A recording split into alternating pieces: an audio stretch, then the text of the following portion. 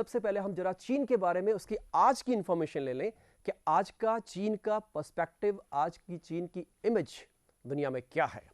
इसलिए one by one आप देखिए, ये सामने आपके मैप आ रहा है चीन चाइना का, और इस मैप में आप देखेंगे कि चीन का जो ऑफिशियल नेम है वो पीपल्स रिपब्लिक ऑफ चाइना है, जो कि 1949 में जब वहाँ पर साम्यवादी क्रांति हुई, माओवादी रिवॉल्यूशन, साम्यवादी क्रांति हुई या माओवादी रिवॉल्यूशन हुई, उस वक्त इसका ये नाम पड़ा। आप जरा इसका स्ट्रक्चर देख लें सामने। चाइना एक बहुत बड़ा देश है, और इस बहुत बड़े देश की जो अपनी एक इकोनॉमी है, अपनी जो एक पॉलिटी है, इस पॉलिटी और इकोनॉमी के कारण इसने पूरी दुनिया को प्रभावित किया है।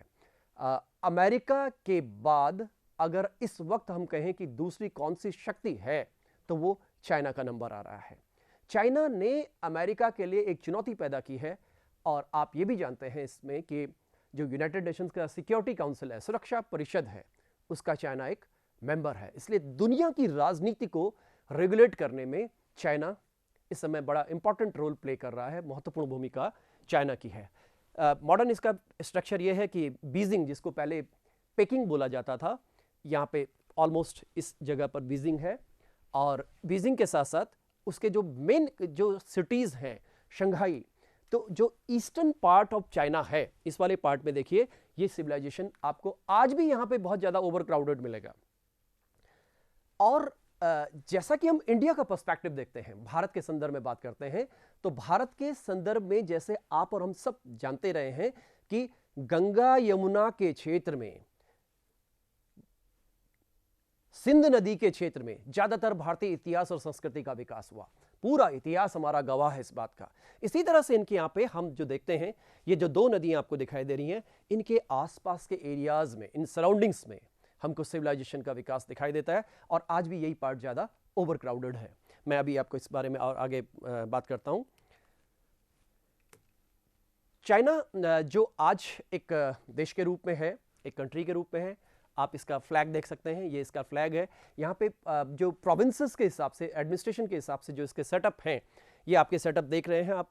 इसमें कुछ तो इनके स्टेट्स हैं, कुछ ऑटोनोमस रीजन है। आप लोगों ने सुना होगा कि तिब्बत को लेकर के विवाद रहा है, तो ये तिब्बत को देखिए, ये भारत के बिल्कुल साथ लगा हुआ है। आप यहाँ पे इसके बाउंड्रीज देख रहे हैं, यहाँ पे किस तरह से भारत है, ये नेपाल है, ये भूटान है, ये फिर इंडिया और म्यांमार का एरिया है, और सराउंडिंग पूरी ये चाइना की है।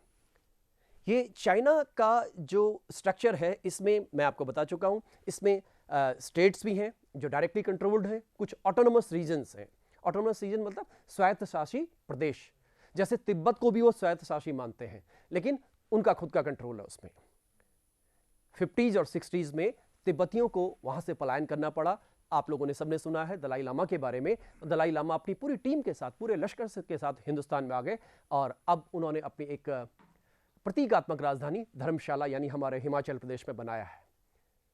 तो ये इस इशू को लेकर के भारत के साथ भी उनका विवाद रहा, भारत के साथ जमीन संबंधी विवाद है, और सच तो यह है कि इनकी बाउंड्रीज जहां जहां पर हैं वहां इनका विवाद है। आज जब हम सिक्योरिटी स्टडीज की बात करते हैं, आज जब हम सामरिक अध्ययनों की बात करते हैं, तो हमारे लिए चाइना की भूमिका भी कम महत्वपूर्ण नहीं है, क्योंकि जियोपॉलिटिकली, भू राजनीतिक रूप से चाइना की बाउंड्रीज हमसे मिलती जुलती हैं, सब मिल रही हैं बाउंड्रीज। और चीन के साथ हमारी जमीन संबंधी सबसे ज्यादा विवाद है, पाकिस्तान से भी ज्यादा विवाद है। और इसलिए मैंने अभी आपसे बात की कि पाकिस्तान और चीन दोनों ही हमारे पड़ोसी मुल्क हैं, लेकिन हम चीन के बारे में कम जानते हैं, पाकिस्तान के बारे में ज्यादा जानते हैं, क्योंकि पाकिस्तान और हम कल्चरली ऑलमोस्ट सेम हैं। केवल धार्मिक अंतर आप निकाल दें, सांस्कृतिक अंतर हमारा मिलता जुलता है। हमारे बीच के विवाद हैं, वो विवाद के किसी अन्य टॉपिक में उन पर बात करेंगे। इस तरह से यहां पर चाइना का करंट इशू आता है। अब आप देखिए, जब हम इस मानवीय सभ्यता की विकास की बात करते हैं, तो मानवीय सभ्यता के विकास के साथ आप देखेंगे कि यहां पर ये उस जमाने की दुनिया को देखिए। सबसे पहले कहा जाता है जो सिविलाइजेशन का विकास हुआ, मानवीय सभ्यता का विकास हुआ, वो नदी के किनारे हुआ। नदी के किनारे मानव के लिए बसने के लिए जगह थी। सबसे इंपॉर्टेंट चीज पानी था। पानी होगा तो आसपास में हर्ब्स मिलेंगे, घास मिलेगा। जानवर पानी पीने आएंगे तो आपको मांस मिलेगा। तो यानी वेज और नॉन वेज दोनों का प्रबंध इन नदियों के किनारे मौजूद है आज की डेट में भी। इसलिए आप देखिए, ये आपको एक मैप दिखाई दे रहा है, ये स्केच है, इसमें अमेरिका वाला पार्ट नहीं है। ये देखिए इजिप्शियन सिविलाइजेशन है, ये इजिप्ट की सभ्यता है। इस इजिप्ट की सभ्यता में हम देख रहे हैं ये नील नदी है, इस नदी के दोनों तरफ हम इस सिविलाइजेशन का विकास पाते हैं। यहां हम ये इराक वाला रीजन देखते हैं, ये जिसको हम दजला फरात नदी कहते हैं, इन नदियों के बीच में आप देख लीजिए एक सिविलाइजेशन का विकास होता है, जिसको आप लोगों ने खूब सुना है, मेसोपोटामिया की सभ्यता, असीरिया की सभ्यता, ठीक है, सुमेरिया की सभ्यता, ये सारे यही हैं नाम। उसके बाद एक बहुत इंपॉर्टेंट जो आपसे हमसे संबंधित है, जिसको हम इंडस वैली सिविलाइजेशन या सिंधु घाटी की सभ्यता कहते हैं, ये देख रहे हैं आप, सिंधु नदी है। सिंधु और उसके सहायक नदियों के किनारे जब सभ्यता का विकास हुआ, उसको हमने क्या कह दिया, सिंधु घाटी की सभ्यता। रिवर सिस्टम, नदी तंत्र पर इन सभ्यताओं का विकास हुआ है पूरी दुनिया में। इसी तरह से ये जो 3 नाम मैंने बताए हैं, इसी तरह से चाइना में अगर आप देखेंगे तो चाइना में ये 2 नदियां आपको दिखाई दे रही हैं। एक को हम येलो रिवर कह रहे हैं, हुआंगहो, चाइनीज प्रोनाउंसिएशन है, चीनी उच्चारण है, तो चीनी उच्चारण में थोड़ा सा डिफरेंस होता है, इसलिए ये हुआंगहो है, जिसको वो लोग पीली नदी या येलो रिवर भी कहते हैं। यहां पर यह बात भी समझिए कि जब हम चीन को पढ़ने जाते हैं, चीन को समझने जाते हैं, तो चीन को समझने के हमारे पास 3 दृष्टिकोण सामने आते हैं, 3 तरीके से हम चीन को समझते हैं, और ये लगभग सभी देशों में ऐसा होता है। एक तो किसी देश की जानकारी हमको वहां की जो अनुश्रुतियां हैं, दंत कथाएं हैं, उनसे मिलती हैं। भारत में भी है, अरब में भी है, चाइना में भी है। एक वो है जो वहां का इतिहास कहता है, जिसके हम अभी जिक्र करेंगे, वहां का हिस्टोरियन क्या कह रहा है। सुमा चियन नाम का वहां का एक फेमस हिस्टोरियन था, उसने चीन के बारे में जो हमको बताया वो ऑथेंटिक है। तीसरे नंबर पर आता है पिछले 100 सालों में इस पूरी दुनिया में आर्कियोलॉजी का विकास हुआ। आर्कियोलॉजी के जुड़ते ही इतिहास और इसकी व्याख्या विज्ञान से जुड़ गई, विज्ञान के आधार पर इतिहास की व्याख्या होने लगी, इसलिए यहां पर ये आर्कियोलॉजी इंपॉर्टेंट है। तो यहां हम देखेंगे ये चीन की सभ्यता है।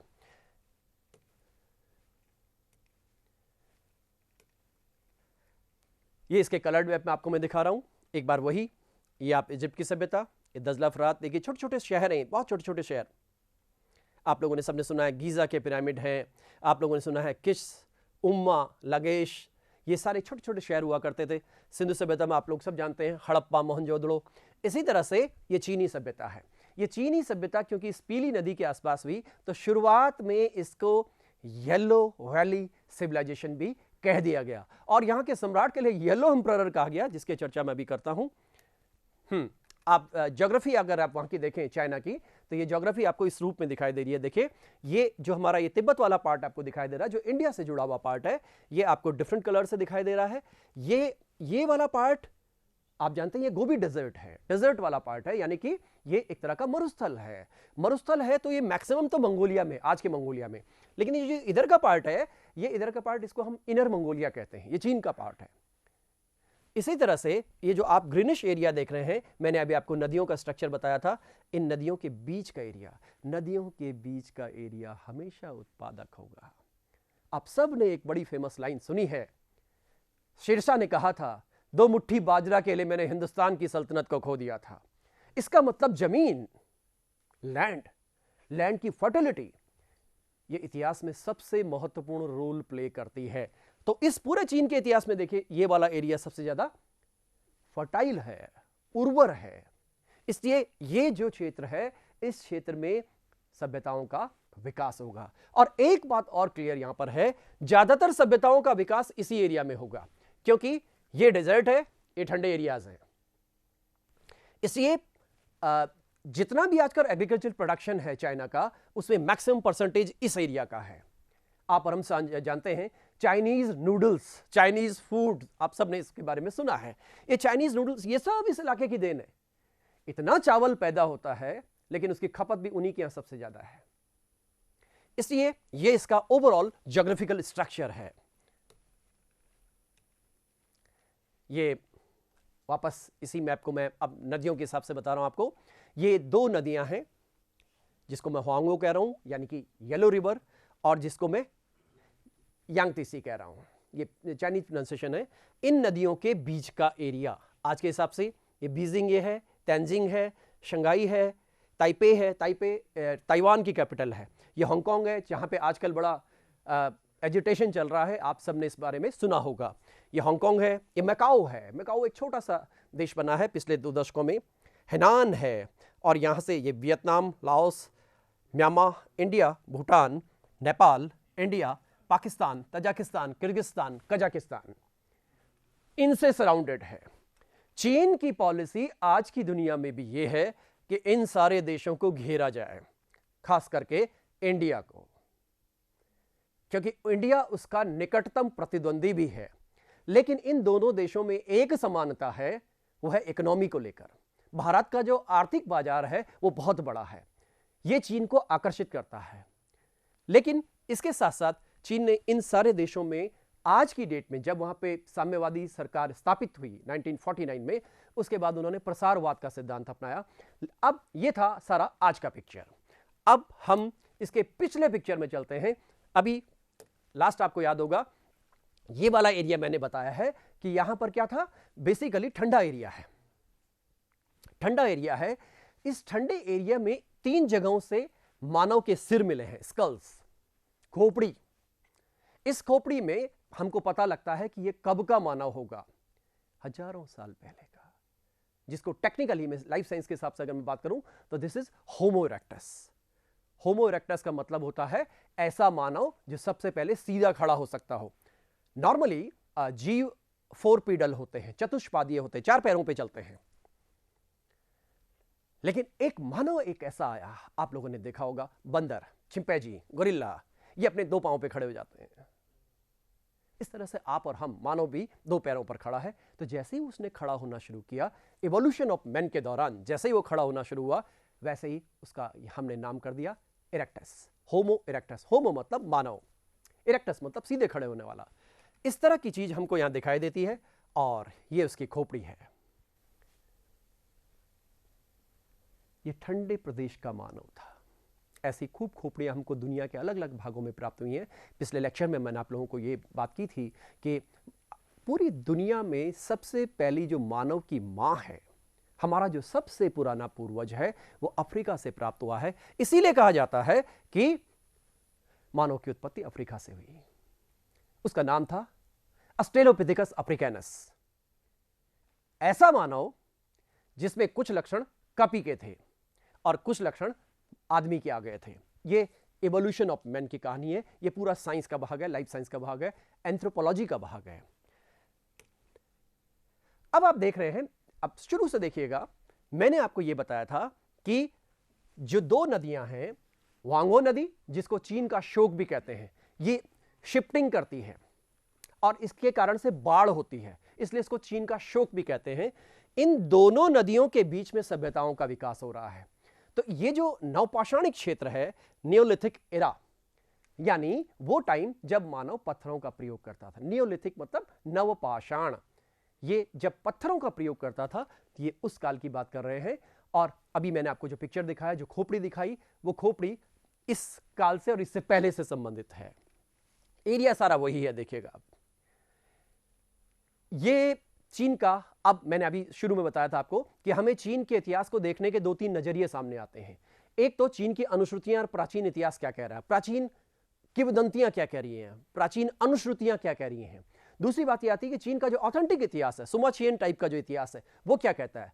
और तीसरी बात, हमारा इसका आर्कियोलॉजिकल पर्सपेक्टिव क्या है, पुरातत्व जो पिछले 100 सालों में डेवलप हुआ है, वो क्या कहता है, वो इसको सपोर्ट करता है नहीं करता है। जब हम आज की दुनिया में बात करते हैं, तो आज की दुनिया में भी चीन को समझने और पढ़ने का काम सबसे ज्यादा वेस्ट वाले लोगों ने किया है। आप चीन से रिलेटेड जितनी अच्छी किताबें देखेंगे, वो ज्यादातर वेस्ट वालों के पास हैं, क्योंकि उन्होंने चीन को समझने का प्रयास किया। क्योंकि पिछले 1949 से पहले जो वेस्टर्न इन्फ्लुएंस था, वो चीन में बहुत ज्यादा था। चीन में एक तरह का कॉलोनाइजेशन था, तो उन लोगों ने इसको पढ़ना लिखना शुरू किया। अब यहां पे आप देखेंगे कि आपको ये व्यक्ति, होंगडी नाम है इस व्यक्ति का, मैंने अभी बताया पीली सभ्यता का एरिया है। तो एम्परर का नाम क्या पड़ गया, येलो एम्परर, पीला सम्राट। इस पर क्वेश्चन आता है कि निम्नलिखित में से पीला सम्राट किसे कहा जाता है। तो आपके सामने पीला सम्राट है। ऐसा कहते हैं कि इसने 100 साल जिया। 100 साल जिया नहीं, रूल किया। जिया तो कहते हैं 200 साल, जबकि आप हम जानते हैं कि भारतीय संस्कृति में भी हम जब किसी को आशीर्वाद देने की बात करते हैं तो बोलते हैं कि शतंजीवी भव, 100 वर्ष जियो। लेकिन ये 100 साल तो इसने शासन ही किया है। इसका मतलब कहीं अनुश्रुति है, इसका मतलब कहीं अनुश्रुति है। और इसका दूसरा मतलब ये निकलता है कि इस व्यक्ति ने लंबे समय तक शासन किया। 100 साल तो एक प्रतीकात्मक शब्द है। और एक बात और है कि इस व्यक्ति से शुरुआत होती है किस बात की? इन्वेंशंस की, चीनी संस्कृति के विकास की। ये लेकिन किंवदंती है, अभी हम इतिहास की बात नहीं कर रहे हैं। आप देखिए क्या कहते हैं कि यहां से व्हील्ड व्हीकल्स शुरू हुए। जैसे हम भारत में भी देखते हैं, जब यहां पर आर्य आए तो कहते हैं कि वो रथों पे चलते थे। किस में चलते थे? रथों में चलते थे। रथों में क्या लगेगा? व्हील लगेगा। तो व्हील लगेगा तो व्हील जो है इसके व्हीकल्स हैं। शिप्स, बोट्स, बेसिकली शिप्स उस समय बहुत बड़ी नावें रही होंगी, उनको शिप्स कह रहे हैं। आर्मर, सशस्त्र रूप से खुद को सशक्त करना। उसके बाद आता है पोट्री। पोट्री यानी कि मिट्टी के बर्तन, कुम्हार जो बनाता है उसको हम अंग्रेजी में पोट्री बोलेंगे। सिल्क मेकिंग, चीन जो है वो प्राचीन दुनिया से ही, प्राचीन काल से ही सिल्क के लिए फेमस रहा है। अभी मैं आपसे चर्चा करूंगा चीन का एक सबसे महत्वपूर्ण जो रूट था, व्यापारिक मार्ग था, उसको हम क्या बोलते हैं? Great silk route. अभी उसके बारे में मैं डिटेल में आपको दिखाऊंगा ग्रेट सिल्क रूट क्या था और किस तरह से था। अब हम थोड़ा सा मैं आपको यह आइडिया दे दूं कि हम लोग करने क्या जा रहे हैं इस चीन के इतिहास में। जैसा कि बच्चों वो भारत में हम देखते हैं कि भारत में बहुत से राजवंश हुए। यहाँ मौर्य राजवंश भी था, यहाँ गुप्त राजवंश भी था, यहाँ हर्षवर्धन का राजवंश था, यहाँ मुगल आए, इतने तरह के राजवंश हैं। लेकिन आप देखिए इन सारे राजवंशों का फोकस कहाँ रहा? यूपी, बिहार, गंगा यमुना का एरिया और पंजाब का एरिया, यानी जहां फर्टाइल एरिया था। इसी तरह से चीन के इतिहास में भी ये पूरे राजवंशों की सूची है। इन पूरे राजवंशों की जब हम बात करते हैं तो इन राजवंशों ने ज्यादातर ने तो चीन के उसी भाग में शासन किया, लेकिन वो अपने को विस्तार करते चले गए। जैसे आप और हम सब जानते हैं मुगलों की राजधानी दिल्ली थी, लेकिन उन्होंने अपना फैलाव कहां तक किया? असम तक किया, काबुल कंधार तक किया और दक्षिण में कर्नाटक तक किया। तो लेकिन बेस क्या था? गंगा यमुना का क्षेत्र, गंगा का मैदान। इसी तरह से इनके साथ भी आता है, इन दो नदियों के बीच के एरिया में ज्यादातर राजवंश डेवलप हुए और इन्होंने अपनी जो साम्राज्य है उसका विस्तार किया। तो वन बाय वन यहां पे हम 2200 BC से शुरू कर रहे हैं। उससे पहले का जो चीन का इतिहास है वो भी हमारे पास मौजूद है, लेकिन वो अनुश्रुतियों पर आधारित है, वो दंत कथाओं पर आधारित है। जैसे मैंने अभी आपसे इस बारे में चर्चा की। जैसे अभी मैं एक आपको राजवंश बताने से पहले एक नाम बताऊं। ये नाम है, इसका उच्चारण जरा जो लिखा हुआ वो उच्चारण नहीं है, पानकू। क्या उच्चारण है? पानकू। ये पानकू जो व्यक्ति है इसके लिए कहा गया कि ये व्यक्ति चीन की सभ्यता का नहीं बल्कि पूरे यूनिवर्स का जनक है। मैं आपको उदाहरण दूं यहां पे, जैसे कि भारत के शतपथ ब्राह्मण में कहा गया कि ब्रह्मा ने सृष्टि का सृजन किया। जैसे हम कुरान के पहले अध्याय की पहले सूरा की बात करते हैं तो वहां पर आता है कि अल्लाह ने इस धरती को बनाया, अल्लाह ने आकाश बनाया और उसके बाद अल्लाह ने एक आदम और हवा को बनाया। सेम कुछ कुछ कहानी मिलती जुलती है। पानकू की कहानी जो भारत में जिस कंसेप्ट को हम कहते हैं अर्धनारीश्वर, आप लोगों ने सुना होगा। अर्धनारीश्वर किसे कहते हैं? शिव के दो रूप, एक साथ वो दो रूप में चलता है, एक स्त्री रूप है, एक पुरुष रूप है, दायां और बायां। इसी तरह से पानकू के संबंध में भी ये इस तरह की एक अनुश्रुति सामने आ रही है। एक बात बहुत स्पष्ट सामने आती है, इसका मतलब पूरी दुनिया में लोगों की जो मूल लोगों का मनोविज्ञान था ऑलमोस्ट सिमिलर था। लोगों ने कंसेप्ट एक तरह के दिए हैं। अब ये जो पानकू है तो चीन की संस्कृति का इन्होंने विकास किया। इस पर एक बात और आती है, सारी दुनिया में दो कंसेप्ट हमारे पास बहुत अच्छे आए और बहुत ऐसे आए कि जो सब जगह आए। सब जगह स्वर्ग नरक की बात की गई। तो चाहे इस्लाम है, चाहे क्रिश्चियनिटी है, चाहे इंडिया है और चाहे चाइना है, तो चीन में भी उन्होंने स्वर्ग की कल्पना की और बोला जो स्वर्ग से नीचे का राज्य है उस राज्य में चीनी राज्य कर रहे हैं, बाकी तो भगवान का है, ऊपर वाला भाग तो भगवान का है। तो यहां पर इन लोगों ने जो संकल्पना दी है, आपने सबने सुना है, अक्सर बोला जाता है कि अगर आप अच्छे कर्म करेंगे तो स्वर्ग जाएंगे और बुरे कर्म करेंगे तो नरक जाएंगे। और मानव को डराने के लिए बहुत सारी बातें की गई। स्वर्ग करोगे जाओगे तो वहां ऐश्वर्य मिलेगा। ये सेम बात इस्लाम में भी ऐसी कैसी है। और नरक जाओगे तो वहां पर पूरा मेनू तैयार है, आपको कढ़ाई में पकाया जाएगा। स्वर्ग जाएंगे तो आपको बहुत अच्छे किस्म की शराब मिलेगी। क्या शराब पीना ही यही प्रतीक है अच्छे होने का? लेकिन ऐसा कह दिया गया, और ऐसा नहीं, सभी सभ्यताओं में कह दिया गया वहां पर ऐसा मिलेगा, वहां ऐसा मिलेगा, और यहां आपको नरक में आपको इस तरह की प्रताड़नाएं मिलेंगी। किसको मिली? शरीर तो गया, एक जगह दफना दिया गया, एक जगह जला दिया गया। उसके संदर्भ में बहुत सी थ्योरीज आ गई जो कि अनुश्रुतियां हैं। चीन में भी आई, भारत में भी आई, इस्लाम में भी आई और क्रिश्चियनिटी में भी आई, सब जगह आई है। अब यहां पर मैं आपसे बात कर रहा था कि हम अब इस बारे में देखेंगे कि किन राजवंशों के समय में क्या क्या मुख्य बातें हुई हैं। जैसा कि हम सब जानते हैं कि चीन ने हमें इस विश्व को कागज दिया, चीन ने इस दुनिया को प्रिंटिंग दिया, चीन ने इस दुनिया को गन पाउडर यानी बारूद दिया, और सबसे इंपॉर्टेंट बात जो इस क्लास का आधार है, कॉम्पिटिटिव एग्जाम का जो मूल आधार है, वो सबसे पहले चीन ने शुरू किया था। लिखित परीक्षाएं या परीक्षाओं का आयोजन होगा किस काम के लिए? सिविल सेवा में प्रवेश के लिए। आज से 2000 साल पहले उन लोगों ने यह एक्सपेरिमेंट कर दिया, और आज की दुनिया में अगर हम बात करते हैं तो यह प्रयोग ब्रिटेन ने किया था, और भारत में भी उन्हीं लोगों ने लागू किया। तो ऐसी बहुत सी चीजें हैं। आप लोगों ने सुना है कि अर्थक्वेक आता है। अर्थक्वेक के लिए जो मापने के यंत्र है, जिसको रिक्टर स्केल बोलते हैं, उसका जो प्राइमरी बैकग्राउंड है, उसका जो प्रोटोटाइप है, वो चाइनीज लोगों ने शुरू किया। क्योंकि चीन जापान में वहां पे भूकंप भी ज्यादा आते हैं और इस तरह की और प्राकृतिक आपदाएं भी होती हैं। तो हम यहां पर जरा इन राजवंशों को एक बार देख लें। मैं आपको उसके बाद इनके बारे में बता रहा हूं। थोड़ा अंग्रेजी की स्पेलिंग डिफरेंट होंगी, चाइनीज डिफरेंट होंगी, और हो सकता है कि मैं कोशिश करूंगा कि मैं इंडियन प्रोनाउंसिएशन करूं, भारतीय उच्चारण इसका करूं, चाइनीज ना करूं। ये पहला जो राजवंश आप देख रहे हैं, जो हमें जिसकी जानकारी है, वो शिया राजवंश है। तो पहला शिया राजवंश है, दूसरा शांग राजवंश है, तीसरा चौ राजवंश है। उसके बाद ये बीच के काल आ जाते हैं। ये जो आप क्विन देख रहे हैं, ये क्विन नहीं है, चिन है। ये चाइनीज प्रोनाउंसिएशन है, चिन है। ये चिन राजवंश हमारे लिए इसलिए इंपॉर्टेंट है, आप सब लोगों ने सुना है कि इस दुनिया में 7 आश्चर्य हुए, उसमें से एक ये चीन की दीवार है, ग्रेट वॉल ऑफ चाइना, चीन की महान दीवार। ये क्यों हुई, कैसे हुई, इसकी अभी मैं बात करूंगा। आप इस दीवार में देख रहे हैं, दीवार ये चौड़ाई 5 फीट से लेकर कई जगह 16 फीट तक है।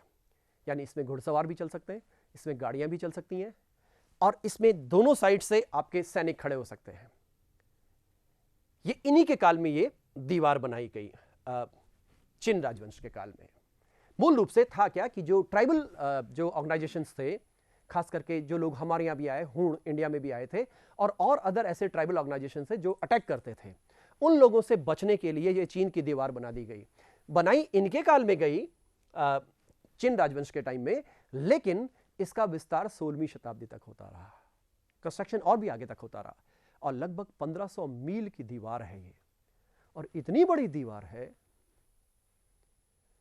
कि इसमें जितने मजदूर काम करने वाले थे, उनकी डेथ भी वहीं हो जाती थी, और उनको वहीं दफना भी देते थे। इसलिए चीन का कब्रिस्तान भी कह दिया गया इसको। तो ऐसा कहते हैं कि जो स्पेस से जब हम देखने की कोशिश करते हैं, अंतरिक्ष से, जो चीन की दीवार बहुत स्पष्ट दिखाई देती है। और वोल्टेयर एक बहुत ही जाने माने सोशल साइंटिस्ट हुए 18वीं शताब्दी में फ्रांस में। उन्होंने एक बड़ी फेमस बात लिखी है कि इजिप्ट के पिरामिडों के इजिप्ट के जो पिरामिड हैं, वो चींटी से नजर आते हैं इस दीवार के सामने। तो यहां पर ये फिर 3 राजवंश, जैसा कि मैंने आपको बताया था, राजवंशों का एकीकरण होने का प्रक्रिया शुरू होती है, यानी चीन का राजवंश, चीन के जो साम्राज्य था वो बड़ा होता चला गया, और उसके बाद ये सेकंड एम्पायर का काल आता है, यानी 589 या 6ठी शताब्दी ईस्वी से, और ये चलता रहा लगभग 1644 तक, जब हमारे यहाँ पे इंडिया में मुगल्स थे। मिंग राजवंश अंतिम राजवंश है, और उसके बाद जो मॉडर्न चाइना है, इस मॉडर्न चाइना में हम पहला राजवंश देखते हैं, मांचू राजवंश। इस मांचू राजवंश के समय में 1911 में सन याट सेन द्वारा एक क्रांति की गई, जिसको हम नेशनलिस्ट रिवॉल्यूशन, राष्ट्रवादी क्रांति कहते हैं, और यहीं से आज के चीन का निर्माण शुरू होता है। और उसके साथ साथ 2 लाइन शुरू हुई चीन में, एक को हम राष्ट्रवादी लाइन कहते हैं और एक को हम साम्यवादी लाइन कहते हैं। जो साम्यवादी लाइन आगे बढ़ी वो मूल रूप से माओ लेकर चले, इसीलिए चीन में मार्क्सवादी विचारधारा को माओवादी विचारधारा कहते हैं। आप लोगों ने सुना होगा, जो भारत में नेक्सलिस्ट काम करते हैं उन लोगों को भी ये टर्म दिया जाता है, उन्हें भी माओवादी कह दिया जाता है। तो ये यहाँ पर पूरा चीन का एक पूरा का पूरा स्ट्रक्चर हमें, पॉलिटिकल स्ट्रक्चर हमें दिखाई देता है। अब एक एक करके जरा इसको हम देख लें, फिर इन पर हम डिटेल में भी चर्चा करेंगे।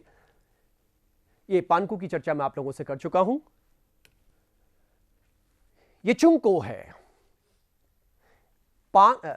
नाम थोड़ा सा कठिन लगेंगे आपको, लेकिन कंसेप्ट पे आइए आप। चुंगको पानकू का ही कंसेप्ट है। पानकू ने बोला कि ऊपर स्वर्ग है और नीचे स्वर्ग का नीचे का राज्य है, और वो राज्य चीन है। हर दुनिया के हर आदमी ने, हर कंसेप्ट देने वाले ने अपने एरिया को सबसे बेहतरीन बताया। भारतीयों के लिए भारत स्वर्ग है। अमीर खुसरो कहता है कि दुनिया में कहीं अगर स्वर्ग है तो यही है, यही है, यही है। ये बात बाद में शाहजहां ने भी रिपीट की। जब हम अरब की तरफ जाते हैं, डेजर्ट है, तो लोग बताते हैं कि अरब स्वर्ग है।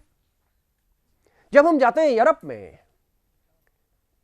यूक्रेन, रोम, कहते हैं हमारी जगह स्वर्ग है, क्योंकि हर व्यक्ति को अपना घर प्यारा लगता है।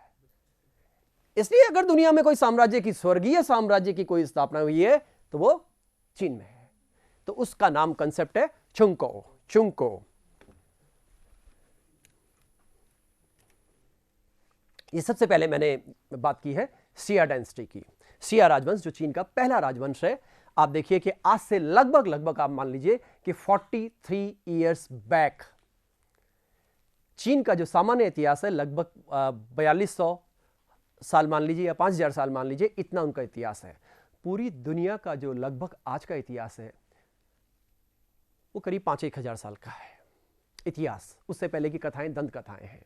जब हम बात करते हैं कि क्या मानव उससे पहले नहीं था, मानव उससे पहले भी था, लेकिन तब वो पत्थर का जीवन जीता था, तब वो कंद मूल फल खाता था, तब वो भटकता था जानवरों को पकड़ने के लिए, शिकार करने के लिए। यहां से सभ्यता का प्रारंभ होता है। तो ये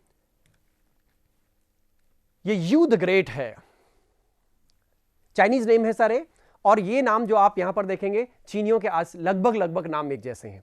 जैसा आप भारतीयों के नामों की बात करेंगे, भारतीयों के आज के नाम अगर हम सनातन ट्रेडिशन के लोगों की बात करें, हिंदू लोगों की बात करें, तो उनके नाम ब्रह्मा विष्णु महेश से जुड़े हुए हैं। अगर हम मुस्लिम ट्रेडिशन की बात करें तो वहां सारे नाम मोहम्मद साहब से और 4 खलीफाओं से और उनकी महिलाएं जो उनके साथ हैं उनसे जुड़ी हुई हैं।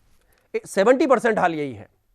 यानी हमारे देश में, इस पूरी संस्कृति में, इस पूरी दुनिया में, यहां तक कि क्रिश्चियनिटी में, जॉन और जीसस और उनके सराउंडिंग के लोग नाम सारे उधर से प्रभावित हुए, इंस्पायर्ड बाय दीज कंसेप्ट।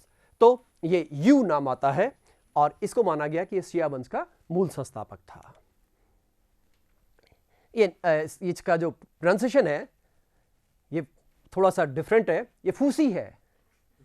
ये नाम जो है फूसी, ये भी आप देखिए एक तरह का आपको जैसा नाम दिखाई दे रहा है और जैसा स्ट्रक्चर दिखाई दे रहा है, ये मूल रूप से चीनी जाति का भी एक पिता मानिए इसको। ये आपके सामने नाम शब्द आ रहा है, ये मिथिकल शिया रूलर है, यानी ये मिथक में मिलता है, इतिहास में नहीं। जैसे भारतीय संस्कृति में एक नाम आता है, आप लोगों ने सबने सुना है, मनु। मनु मनु के बारे में हमारी जानकारी सीमित है, केवल हमें मिथक बताता है। मनु हम मनु की संतान होने के कारण से मानव कहलाए। जब हम इस्लाम की बात करते हैं तो वहां आदम और हवा, जब हम क्रिश्चियनिटी की बात करते हैं तो वहां शब्द आता है एडम एंड ईव। सब जगह कंसेप्ट उस तरह के चलते हैं।